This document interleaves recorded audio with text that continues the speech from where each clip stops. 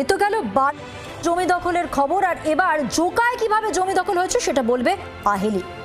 একেবারেই মধুবন্তী, তুমি জেলার ছবি দেখাচ্ছিলে, আমি একেবারে খাস কলকাতার ছবি দেখাবো। জোকার নবপল্লী, সেখানে এক বৃদ্ধ তিনি অভিযোগ করছেন যে তার জমি দখল করে নেওয়া হয়েছিল জোর করে। তাও আবার কে করেছিল জানেন? কাউন্সিলরের স্বামী। কাউন্সিলরের স্বামীর বিরুদ্ধে এই অভিযোগ যে তিনি জোর করে জমি দখল করে নিয়েছিলেন। একেবারে জমি হাঙর জোড়া ফুল, একের পর এক অভিযোগ ইতিমধ্যেই সামনে আসা শুরু হয়েছে। যেটা খবর পাওয়া যাচ্ছে, 143 নম্বর ওয়ার্ডের তৃণমূল কাউন্সিলর ক্রিস্টিনা বিশ্বাস, তার স্বামী ববি বিশ্বাস ওই জমি জোর করে কম দামে কিনতে চেয়েছিল, কিন্তু জমি বিক্রি করতে রাজি হননি বৃদ্ধ, এবং তার জন্যই চাপ দেওয়া হয়। 15 লক্ষ টাকা তোলা দিতে হয়েছে নিজের জমিকে রক্ষা করতে। ভাবতে পারছেন, হরিদেবপুর থানায় ইতিমধ্যেই লিখিত অভিযোগ দায়ের করেছেন ওই বৃদ্ধ সুনীল হালদার। জোকার নবপল্লীর এই ঘটনা আপনাদের জানাচ্ছি। 143 নম্বর ওয়ার্ডের তৃণমূল কাউন্সিলরের স্বামীর বিরুদ্ধে জোর করে জমি দখল করতে চাওয়ার অভিযোগ। শুধু তাই নয়, 15 লক্ষ টাকা তোলা দিতে হয়েছে সেই জমিকে রক্ষা করতে। এমনই অভিযোগ, বিস্ফোরক অভিযোগ ওই বৃদ্ধের।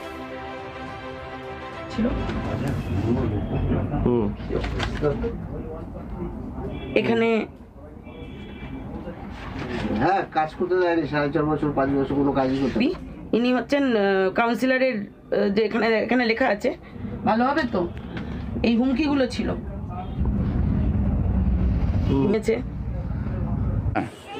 কথা বলবো সন্দীপ প্রামাণিক, আমাদের প্রতিনিধি রয়েছেন আমাদের সঙ্গে টেলিফোন লাইনে। সন্দীপ, ওই বৃদ্ধ তিনি কি অভিযোগ করছেন?